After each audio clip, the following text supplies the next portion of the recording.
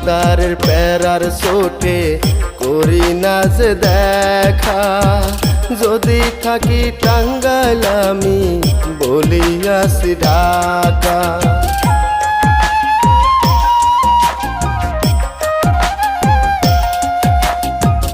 পাওনাদারের প্যারার চোটে করি না যে দেখা, যদি থাকি টাঙ্গাইল আমি বলি আসি ঢাকা।